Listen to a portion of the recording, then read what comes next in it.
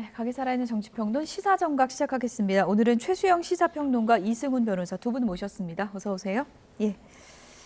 윤석열 대통령 측 석동현 변호사가 오늘 외신 기자들을 만났습니다.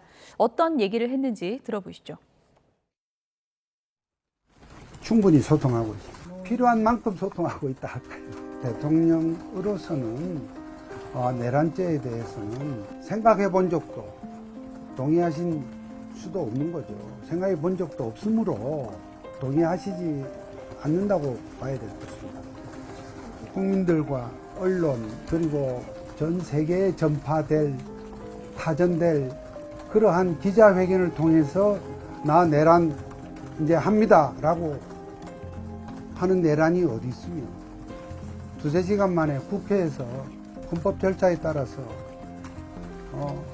계엄을 그만하라고 해서 그게 절차대로 따랐습니다. 그러니까 국회에서 하지 말한다고 그만두는 내란이 어디 있겠냐. 또 그날의 그 과정에서 여러분이 아시는 대로 대통령께서는 출동한 군이 그리고 경찰에게 시민들과 충돌해서는 안 된다 하는 취지로 말씀하셨고. 네, 윤석열 대통령 측의 석동현 변호사가 오늘 오전에 외신 기자들을 만났습니다. 외신 기자들을 만나서 이렇게 윤 대통령의 입장을 피력하는 거는 뭐 대대적인 여론전을 펼치겠다 뭐 이런 의도일까요? 여론전도 있지만 예. 사실 이제 오후 2시로 예정된 이제 국내 기자들 예. 이제 입장 표명이 있잖아요. 앞서서 외신을 만났다. 저는 이렇게 생각해요. 대통령이 일단 지난번 담화에서 통치행위를 강조했잖아요.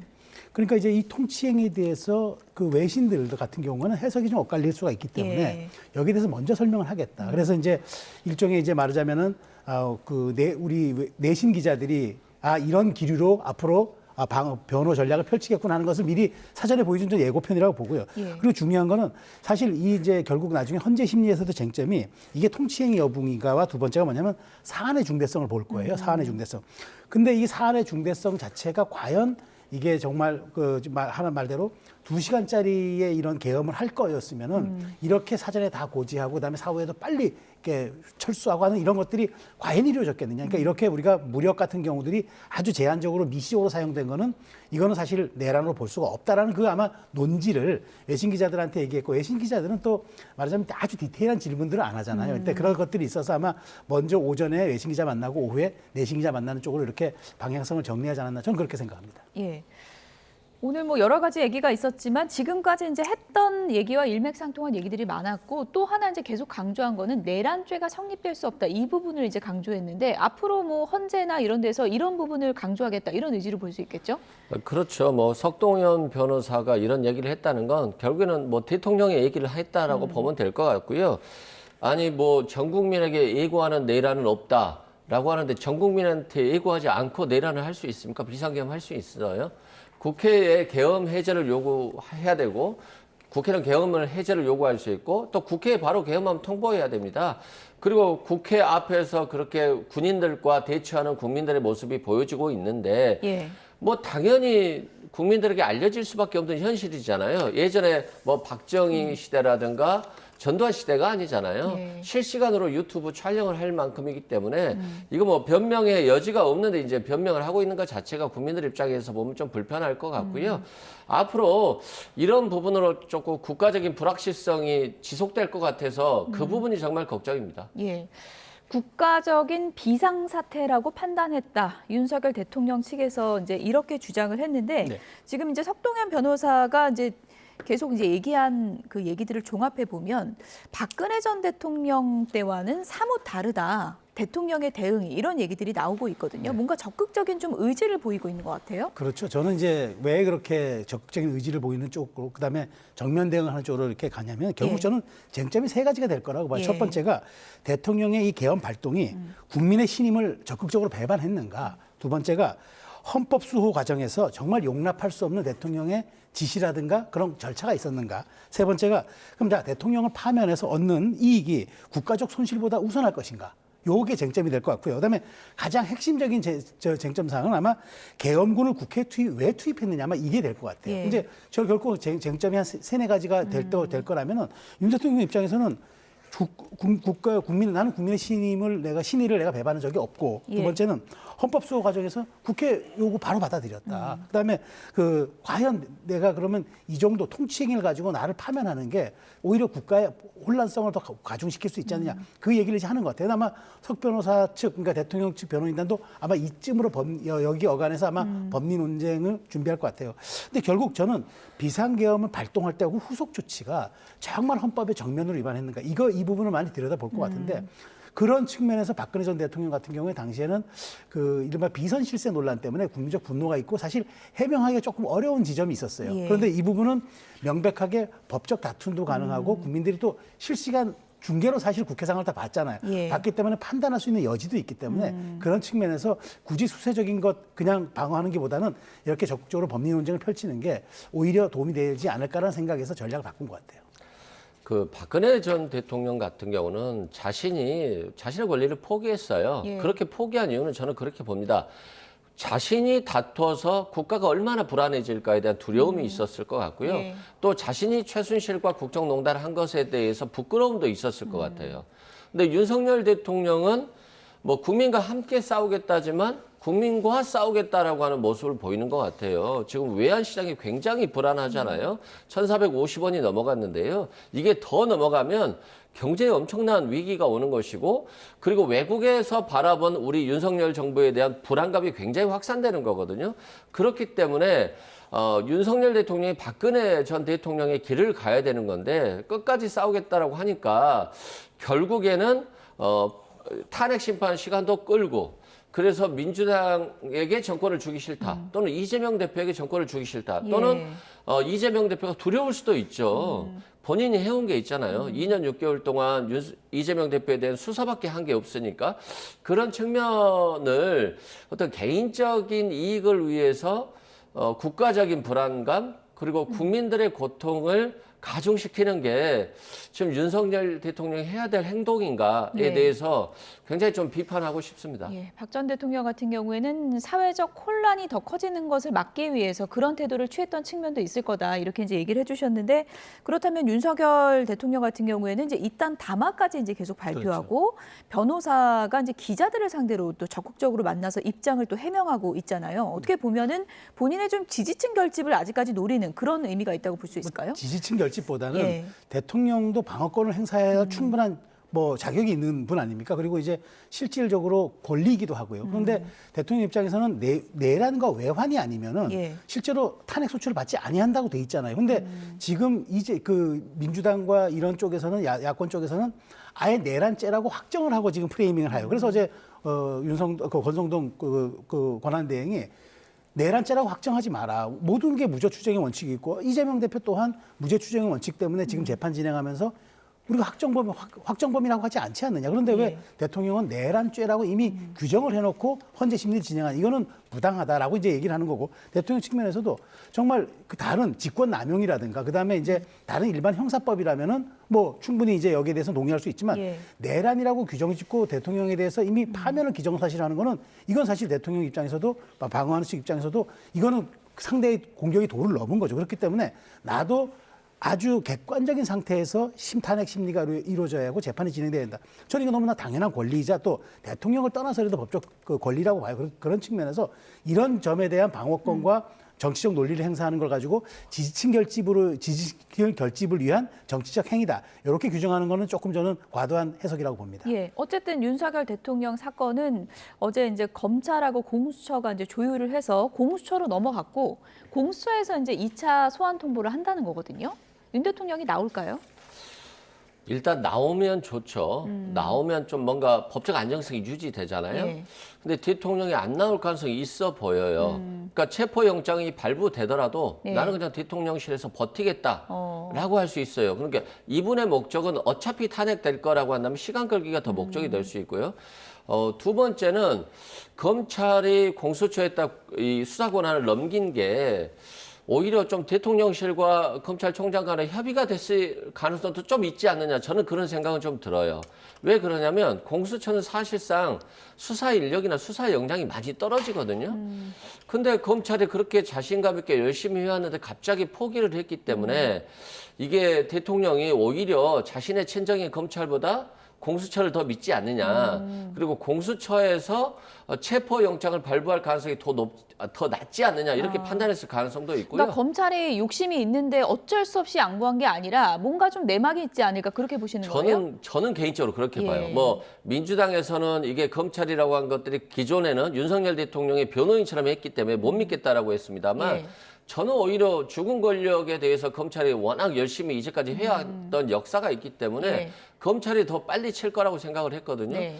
근데 갑자기 검찰총장이 특별수사본부장과 약속도 없이 혼자 일방적으로 결정을 했거든요. 대검 예. 차장을 보내서. 예.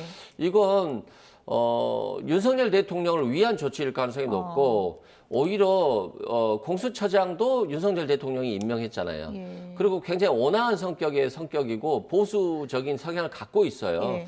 그래서 저는 오히려 체포영장을 발부하지 않을 가능성이 높다. 근데 민주당도 공수처로 빨리 넘기라고 하지 않았습니까? 그러니까 이건 예. 이제 민주당의 입장과 저의 입장은 좀 다른 거예요. 아, 그렇습니까? 제가 예. 바라봤을 때는 예. 오히려 검찰이 죽을 권력에 대해서 더 강했을 것 같은데 공수처로 가서 저는 시간 끌 가능성도 상당히 높아 보인다 이런 생각이 듭니다. 근데 만약에 체포영장이 발부됐는데도 계속 버티기로 일관한다면 그건 추후에 할 수 있는 조치가 없는 건가요? 사실상 이제 체포영장이 발부가 되잖아요. 예. 그러면 경호처가 법적 절차에 협조해야 되는 거잖아요. 예. 근데 경호처는 끝까지 군사 비밀 공간이다라고 하면서 거부할 수가 있어서 대통령 권한 대행이 경호처에 이건 협조해야 된다. 예. 이건 체포영장이 발부된 거다라고 하는 명령을 내리지 않으면 이 불안정한 상태가 지속될 수 있는데 이게 결국에는 윤석열 대통령이 탄핵 심판에는 굉장히 부정적으로 적동할 거다 이렇게 생각됩니다. 네. 오늘 뭐 석동현 변호사에게도 이제 이 질문이 나왔는데 윤석열 대통령이 가처분 신청할 수 있다. 이런 가능성이 지금 시나리오로 나오고 있거든요. 가능성이 좀 있다고 보세요? 저는 뭐 충분히 그것도 법적인 그 권리긴 하는데 예.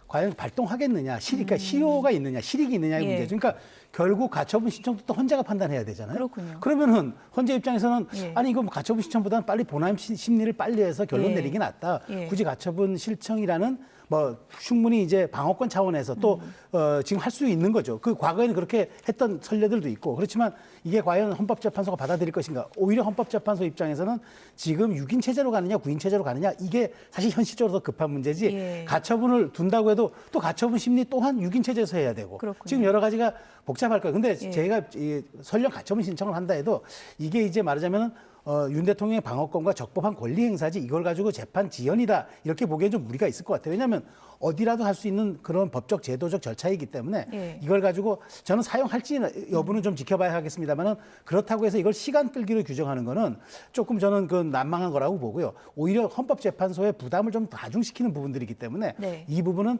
헌재 심리의 그 속도라는 측면에서 제 속도라는 측면에서 조금 전략적으로 고민해봐야 될 부분이 아닌가 싶어요. 왜냐하면 실익이 없을 수도 있기 때문에. 네. 어쨌든 뭐 가처분 그 질문에 대해서는 윤석열 대통령 측에서 지금 뭐 예스다 노다 오늘 답변을 피한 상황이기 NCND 때문에 죠. 시인도 부인도, NCND. 부인도 하지 않고 있죠. 뭐 앞으로 네. 어떤 전략으로 나갈지 좀 지켜봐야 될 것 같고요. 계엄이 선포된 그날 밤의 진실에 대해서 지금 수사가 빠르게 이루어지고 있습니다. 아직도 퍼즐이 맞춰지지 않은 부분들이 있는데요. 바로 HID, 이른바 뭐 돼지 부대라고 불렸다는 이 HID의 임무와 관련된 수사가 이루어져야 할 것으로 보입니다. 어떤 추측들이 나오고 있는지 들어보시죠. 더 나아가서 예. HID 부대에는 계엄 발령이 되면서 요인 암살을 실행을 하도록 사전에 계획한 정황도 있어요. 정말요? 네네. 왜냐하면 예. 이 북한군으로 위장해서 국지전 유도를 했는데요. 그 속에 이제 요인 암살도 들어갔다고 보면 되겠고요. 왜냐하면 그렇게 추정하는 이유가 예. 그 사람들에게 이주치 군장을 준비시킨 겁니다. 예. 그래서 이 노상원의 영장에도 이제 그렇게 기재가 들어갔다고 해요. 예, 맞아요. 이와 관련한 사전 계획 정황이. 예. 네. 선관위 가서 뭐 하느냐가 안 나오는데 첫 번째 임무가 보니까 선관위에 가서 네. 선관위의 과장들하고 핵심 실무자 30명을 무력으로 제압을 하고 예. 케이블 타이로 손목과 발목을 묶고 두건을 씌워서 비완 벙커로 데리고 오라. 예? 무력으로 제압을 해서 데리고 오라 해서 무력을 어느 정도 해야 되느냐 질의까지 했던 것 같아요. 그랬더니 케이블 타이로 손목과 발목을 묶고 두건을 씌워서 데리고 오라. 그렇게 지침을 주고 그런 준비를 했던 걸로 밝혀지고 있습니다. 왜 에서 만났는지도 혹시 얘기 들으신 게 있어요? 그 공작할 때 예. 사람이 많이 붐비는 데서 얘기를 해야 도감청에 자기들이 그게 안 들린다는 거예요. 그래서 어떤 사람이 붐비고 하니까 거기서 누군가 도감청을 해도 다른 사람 목소리 때문에 작전을 할 때 예. 그런 데서 주로 많이 한다 그러고. 네, 그날 북파 공작부대 HID 요원들은 왜 판교에서 대기를 하고 있었을까요? 이 의문이 아직까지 풀리지 않고 있는데요. 추미애 의원과 김병주 의원이 이제 본인들이 받은 제보를 바탕으로 얘기를 한 겁니다. 이건 수사 결과 확인된 건 아니고요. 이런 얘기 어떻게 들으셨어요? 좀 현실성이 있다고 보십니까? 그러니까 예전 같으면 뭐 전혀 현실성이 없는 얘기죠. 뭐 이런 황당한 얘기를 하나 이럴 건데 예. 저는 굉장히 현실성 있게 받아들이는 거 있죠. 일단 한동훈 대표가 전화를 받았다는 거잖아요. 너 가면 위험하다, 죽을 수 있다, 다른 데로 피신해라. 이거 자체는 군 고위 관계자일 건데 결국 한동훈 대표도 그때는 안 믿고 국회로 갔잖아요. 근데 그게 지금 한동훈 체포자가 있었다는 것이니까 이건 뭐 현실성 있는 그런 내용이다 생각되고 또 최근에 그런 얘기가 있었잖아요. 북한에 무인기를 보냈다. 그리고 워물풍선의 원점 타격을 합참의장에게 요청했다. 예. 국방부 장관이. 이런 것들은 결국 국지전이 유발되고 전쟁으로까지 퍼질 수 있었던 사건인데 이렇게 전쟁으로 갈 수 있는 것마저도 만약 정말 윤석열 대통령과 김영현 전 국방부 장관이 했다라고 한다면 뭐 이건 문제도 아니잖아요. 뭐 북한과 전쟁을 불사하는 정도 수준의 계획을 짰던 분들인데 한동훈 정도 체포해가지고 비원 벙커에 가둔다? 이재명 대표 가둔다? 이건 뭐 어떻게 보면 간단한 문제일 수도 있거든요. 예. 그래서 좀 심각하고 또 윤석열 대통령이 부정선거 프레임의 어떤 거에 꼬여서 그냥 뭐 진짜 부정선거 있는 줄 알고 있잖아요. 그럼 중앙선거관리위원 이 사람들을 비원 벙커에 가둔다. 왜 가두겠어요?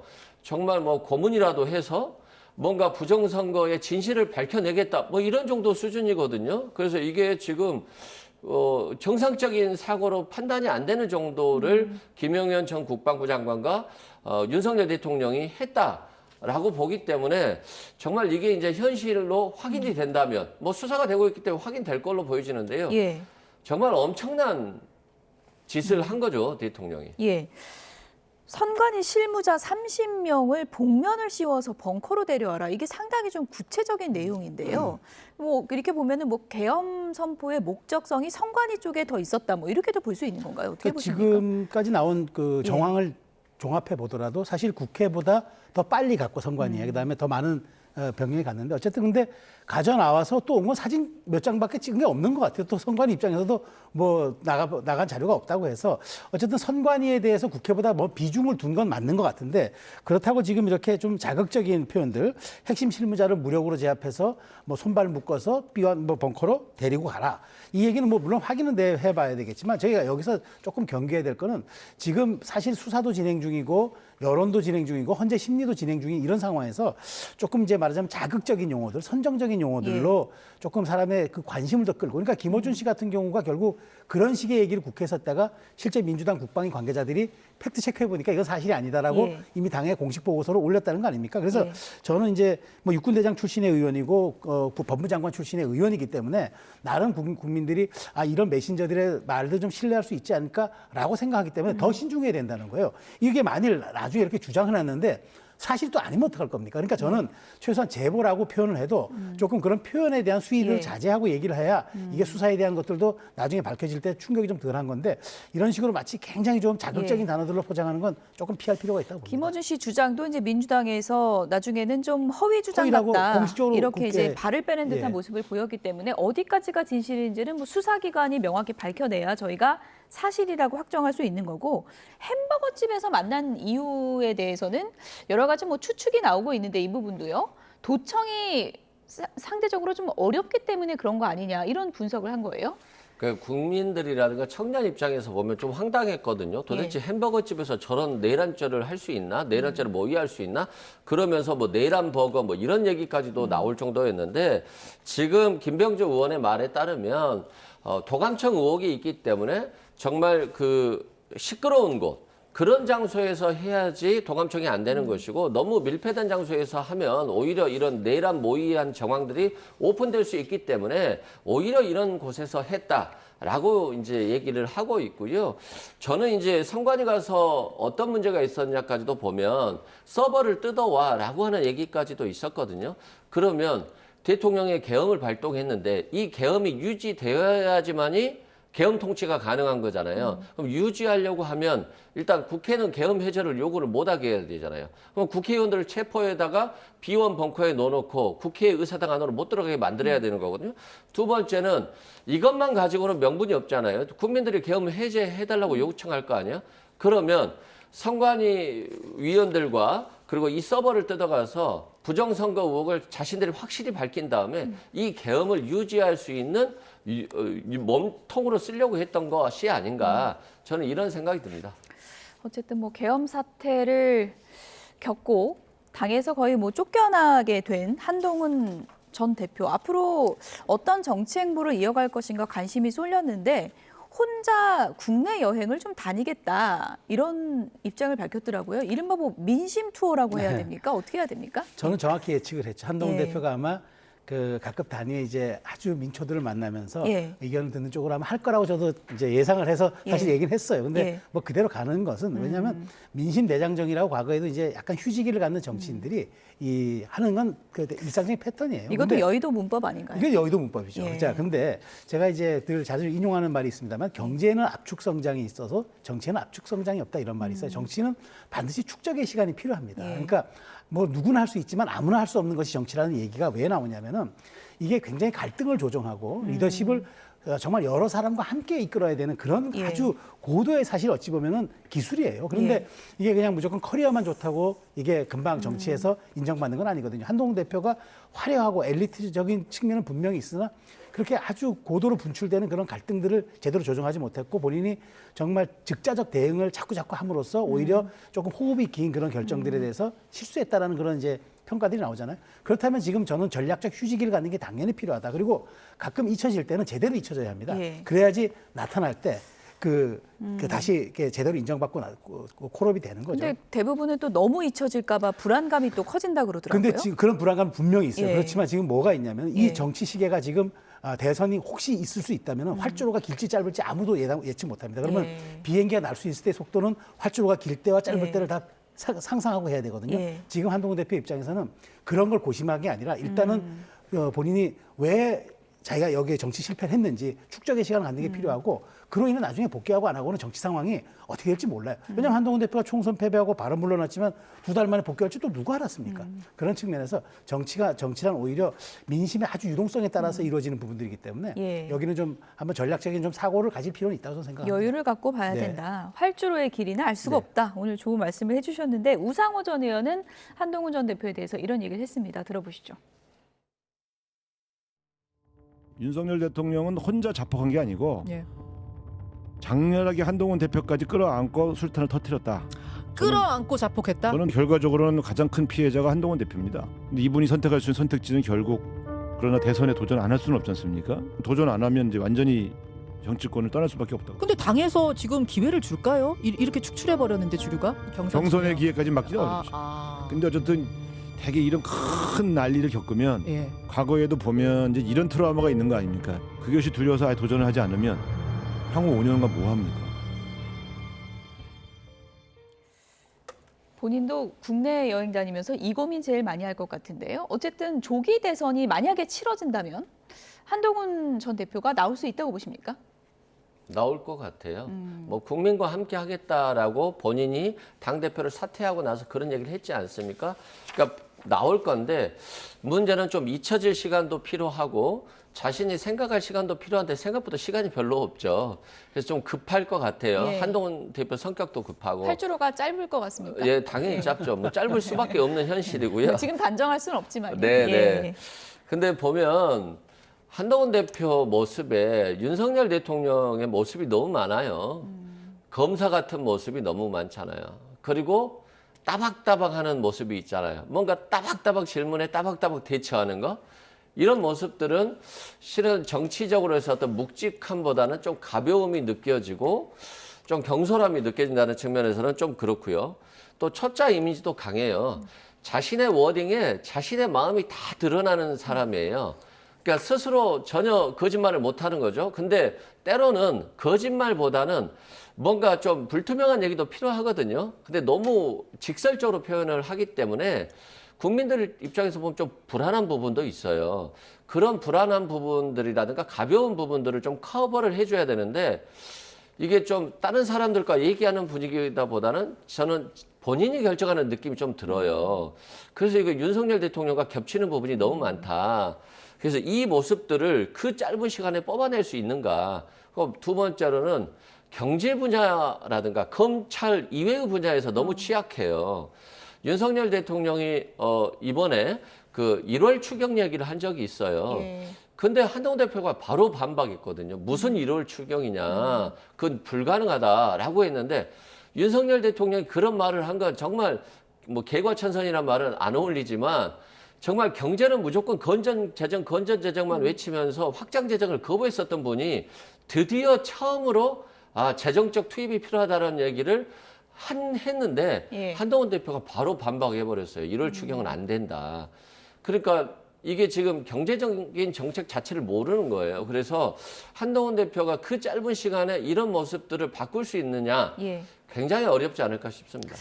한동훈 전 대표의 고민 중에 하나는 바로 이제 지지율 문제일 것 같습니다. 결과를 하나 보여주시면요. 차기 대권 주자 적합도 조사 보여드리겠습니다. 이재명 대표 뭐 압도적으로 높습니다. 48% 나오고 있고요. 뭐 지지율 조사 기간마다 조금 다르지만 한동훈 전 대표 같은 경우에 최근에 굉장히 하락세가 두드러져요. 지금 8%니까 홍준표 시장하고도 거의 차이가 없을 정도인데 이렇게 내려가게 된 게 중도가 달아난 겁니까? 보수층에서 빠진 겁니까? 그러니까 지도자에게 가장 피해야 될 그 리더 덕목 중에 하나가 그 말하자면 줏대 없는 거예요. 근데 한동훈 대표가 그 전 대표가 지난 그러니까 2주 사이에 굉장히 좀 줏대 없는 모습을 보여줬어요. 그러니까 제가 줏대라는 표현을 해서 좀 이거는 조금 좀 약간 좀 경박하게 들릴 수는 있지만 이게 어떤 의미냐면은 좀 오락가락한 그러니까 거랬다. 이게 예. 지금 기준을 딱 잡고 이게 어떤 결과가 있든지 간에 이제 그 본인이 책임지고 나가야 되는데 우리 정치권 격언에 이런 말이 있거든요. 꺾인 꽃은 다시 필 수 있지만 진 꽃은 다시 필 수가 없어요. 그러니까 꺾이더라도 본인의 어떤 주장과 본인의 정치적 스탠스를 좀 명쾌하게 가야 되는데 계엄 당일날 밤에 보여줬던 선명성과 그 다음에 또 보여줬던 이야기들, 그 다음에 대통령이 질서 있는 퇴진을 통해서 임기까지 얘기하니까 바로 본인이 총리와 어떤 국정을 바로 운영을 해보겠다라는 법적 근거도 없는 그런 또 행태를 벌였단 말이죠. 이 모습들이 사실 한동훈 대표가 보수 주류 지지층의 강점이 있다기보다는 조금 합리적이고 좀 중도에 가까운 그런 보수들로부터 인기가 있었는데 이분들이 바라보기에 그러면 정체성이 뭐지라는 본원적인 질문을 한 거라고 봐요. 그래서 지금 지지율이 우리 흔히 하는 용어로 붙었어요. 이른바 다른 잡용들과 거의 좀 붙은 상황이 돼버렸는데 한동훈 대표 입장에서 뼈 아플 수는 있지만 그렇다고 여기에 조급증을 가지면 안 돼요. 지지율이라는 게 일희일비가 돼서는 되는 게 아니라 그리고 지지율은 기본적으로 호감도가 맞춰줘야 돼요. 그런데 이렇게 호감도가 빠진 상태에서 지지율은 허약할 수밖에 없기 때문에 한동훈 전 대표가 해야 할 일은 자숙모두도 자숙모두지만 원인을 분석해야죠. 내가 왜 이렇게 지지율이 20대에서 이렇게 급락을 했는지 그런 데 대한 보완책들을 이번에 휴지기에서 조금 저는 많이 가졌으면 좋겠어요. 예. 요즘에 매일같이 한동훈 전 대표를 언급하는 정치인이 있습니다. 바로 이준석 개혁신당 의원인데요. 오늘은 이런 얘기를 했습니다. 들어보시죠. 한동훈 대표가 뭐 보수 정당을 바꿔보겠다라고 이렇게 모토를 걸고 정치를 했는데 뭐 그 모토 자체는 저와 비슷한 부분이 있는 것 같아요. 그런데 한동훈 대표는 실적이 없고 저는 어쨌든 보수 정당을 바꿔보고 그리고 그 대통령 선거 지선에서도 좋은 성적을 내봤고 당 지지율도 제가 있는 1년 동안은 거의 국민의힘이 50%에 육박했었거든요. 정치적 연대도 나중에 가능할 수 있다. 그런데 그거는요 또 지금까지 한동훈 대표가 보여준 모습을 보면은 굉장히 고립주의적인 성향을 많이 보였거든요. 그 총선 때 비대위원장이 됐을 때도 그렇고 그리고 지금까지 또 대표직 해왔을 때도 그렇고요. 이준석과 개혁신당에 대해서는 무시 전략으로 일관해왔어요. 다음 날 이준석 대표가 내일 탈당 선언을 예고했는데요. 이 전 대표에게 탈당 만료 연락을 취하시거나 따로 만나실 계획은 없으신지 궁금하고요. 지금 단계에서 어떤 특정한 분들을 전제로 해가지고 어떤 계획을 갖고 있지는 않습니다. 지금까지 개혁신당 그 당사도 그리고 회의실도 한번 방문 안 했거든요. 그런 자세를 유지한다 그러면 만날 일이 없겠죠. 친한동훈계 예. 계속 유지될 수 있다고 보세요? 실적이 없기 때문에 안 될 겁니다. 네, 손을 내미는 건지 악담을 퍼붓는 건지 알 수가 없는데 어쨌든 뭐 개혁신당 한 번도 안 오고 그랬다. 섭섭함을 토로하면서도 언젠가는 만날 수 있을 것 같다는 여지를 계속 표현하거든요. 어떤 속내라고 보세요? 일단 본인의 존재감이 좀 커져야 되잖아요. 그리고 또 본인은 대선 욕심이 있는 것 같아요. 예. 근데 개혁신당 가지고는 대선에 나갈 수 없지 않습니까? 그러면 국민의힘과 같이 대화를 통해서 뭔가 협의를 하고 또 합당까지도 나올 수 있는 얘기인 것인데 사실상 청년들이 이준석 대표를 아주 싫어하겠죠. 그러면 접점이 오히려 한동훈 대표인데 두 분 다 좀 쉬운 상황이 아니잖아요. 그래서 아마 본인의 어떤 관심을 한동훈 대표를 통해서 얻어보고자 하는 것 같은데요. 지금은 일단 개혁신당부터 지금 갈등을 좀 봉합해야 될 것 같아요. 예. 실은 이준석 대표도 그렇게 포용적인 측면에서 보면 굉장히 포용하지 못하잖아요. 항상 갈등을 유발하기 때문에 국민의 입장에서도 대선을 위해서 이준석을 포용할 수 있을까? 굉장히 회의적인 부분이 있죠. 또 포용했다가 또 사사건건 싸우면 어떻게 됩니까? 그런 부분에 있어서 보수의 좀 길이 좀 힘들다. 다만 오늘 여론조사를 보면 야권 후보들 합쳐보면 32%나 나오고 있어요. 그래서 아직 보수의 국민들은 좀 뭉쳐있는 부분이 있기 때문에 어떤 후보로 단일화된다라고 했을 때는 예. 또 어느 정도 힘을 발휘할 수 있기 때문에 민주당 입장에서도 또 좀 더 겸손하고 지금 불안한 이 국정을 안정화시키는데 최선을 다해야 되겠다 예. 이런 생각이 듭니다. 어쨌든 이준석 의원도 정치 초짜는 아니잖아요. 그렇죠. 지금 뭔가 그림을 그리기 때문에 저런 말들을 계속 할 텐데 어떤 그림을 그리고 있는 걸까요? 일단 먼저 그림은 그 위기 국면 탈출이죠. 왜냐하면 지금 이준석 전 대표 의원이 이번에 가장 치명적으로 구정치인과 차별성을 드러내지 못한 게 명태균 게이트예요. 그렇죠. 그러면서 이준석 정치가 얘기한 새 정치가 이건가? 저 청년 정치인이 보여주는 아주 이른바 이 노회한 것들은 뭐지? 라는 질문들을 많이 받았단 말이에요. 그런 측면에서 지금 이 국민의힘 내분과 지금 한동훈 대표의 말하자면 대표 측 사태는 본인에게 기회예요. 왜냐? 본인 얘기가 아니라 한동훈 대표라는 젊은 정치인을 본인으로 끌어들임으로써 얹혀가기 전략이 성공을 하는 거예요. 한동훈을 얘기하면서 지금 본인도 차세대 리더라는 점을 은연중에 강조하고 한동훈이 안 되면 내가 보수의 대안이 될 수 있지 않느냐라는 걸 은연중에 드러내는 거죠. 그러니까 짧게는 지금 국면을 좀 탈피하는 그런 전략이 있을 것 같고 길게는 보수 진영이 재편할 때 한동훈의 대안은 나야라는 이제 메시지를 전하는 거죠. 근데 어쨌든 이준석 의원이 그동안 이제 국민의힘에서 나가고 여러 가지 그때 좀 말하자면 동정심도 있었던 건 맞지만 최근에 명태균 게이트에서 보여줬던 본인의 해명도 많이 있었는데 아직은 저는 이 결론이 안 났기 때문에 여기에서 이 결론이 어떻게 나는지가 중요할 것 같아요. 그래서 어떤 정말 젊은 리더 혹은 보수 진영 전체를 아우를 수 있는 개혁적 리더가 되려면은 최소한 본인이 도덕적, 윤리적으로 흠결이 없어야 하고 정치적인 메시지가 힘을 받기 위해서는 메신저가 깨끗해야 됩니다. 그렇기 때문에 어쨌든 이준석 의원은 지금이 굉장히 호기인 건 분명한데 그렇다고 이게 과연 동력을 가질지는 전 의문이 드네요. 어쨌든 만약에 이게 조기 대선 국면으로 갈 경우에 이준석 의원과 한동훈 전 대표가 뭐 링 위에서 만나게 될지 이것도 좀 관심 포인트인 것 같고 끝으로 이 얘기를 좀 해보겠습니다. 정국 안정이 이제 가장 중요하다고 이제 얘기를 해주셨는데 한덕수 권한대행이 오늘 이제 양곡법 포함해서 6개 법안 거부권을 이제 행사를 하기로 결정을 한 거잖아요. 민주당에서 지금 한덕수 대행에 대한 탄핵 카드도 계속 갖고 있는 걸로 알려져 있는데 이거 어떻게 할 것 같습니까? 일단 민주당 입장에서는 거부권 행사하기 바라지 않았죠. 근데 한덕수 대행이 거부권 행사했고 민주당 입장에서 보면 불편한 건 맞습니다. 예. 그럼에도 불구하고 지금 국가가 비상사태에 있고 대통령이 언제 구속될지도 모르고 대통령이 언제 탄핵될지도 모르고 직무 정지 상태인데 네. 이 상황에서 국무총리에 대한 탄핵 소추가 될 때에는 예. 국내적으로의 문제보다는 대외 신인도라든가 어떤 외국과의 관계에 있어서 우리 정부를 굉장히 불신할 수가 있어서 우리 예. 기업인들이 예상하지 못한 타격을 너무 많이 받을 수 있어요. 그래서 신중해야 되고 민주당도 또 이재명 대표도 당연히 한덕수 총리에 대한 탄핵 소추는 굉장히 신중하게 접근할 거라고 보여지고 다만 이제 내란 특검 같은 것을 못 하겠다라고 네. 한다면 본인도 내란의 어떤 피해자 중에 한 분인데 본인의 방어용으로 사용되기 때문에 이때는 좀 민주당의 압박이라든가 공격은 좀 강해질 수밖에 없다라고 생각되고요. 한덕수 총리가 그 선택은 안 하리라고 보고 있습니다. 내란 특검은 거부하지 않을 것이다. 네, 그렇습니다. 김건희 특검도 걸려 있지 않습니까? 그러니까 전 그 한덕수 대행의 말하자면 지금 거부권 행사를 두 가지 측면에서 봐야 되는 게 권리 행사가 사실 그 헌법과 법률에 명쾌하게 명시된 건 없거든요. 근데 그렇죠. 했어요. 물론 2004년 고건총리도 한 적이 있습니다. 그런데 예. 이 얘기 뭐냐면 자 그러면은 헌법재판관 임명은 어떻게 할 거냐. 그러니까 거부권도 행사했으니까 예. 임명권도 행사해라는 이제 야당 주장이 그렇죠. 더 힘을 받을 수가 있어서 예. 이 부분 앞으로 어떻게 처리해야 할지 이 국면을 봐야 될 것 같고 김여사 특검법과 내란 특검법이 저는 정책에 대해서 지금 이 법안은 사실 민주당도 차라리 거부권 하기 속내가 있어요. 바라는 게 있어요. 왜냐? 만일 자기들이 집권했을 때 이 법안 그대로 가면 이게 민주당에 굉장히 불리한 법안이에요. 국가재정농업사법 어떻게 감당할 겁니까? 그리고 증인감전법 민주당 관계자들 야, 국민의힘 요구하면 다 줄줄이 불려와야 돼요. 싫죠. 그런데 한덕수 대행이 이걸 해주는 건 아마 이 법안은 사실 윤 대통령의 거부권을 유도하기 위한 일종의 전략이었기 때문에 불감청 고소 청하지 못하지만 바라던 바일 수 있습니다. 예. 그런데 이제 핵심은 그거죠. 내란 특검법과 김여사 특검법 어떻게 할 것이냐. 이게 내년 1월 1일까지 시점인데 그렇다고 저는 민주당이 탄핵 카드는 예. 쓰기 어려울 거예요. 왜냐하면 지금 한덕수 총리가 그만두고 최상목 부총리 대행하잖아요. 예. 국무위원 의결 정도수가 15명에서 간당간당해요.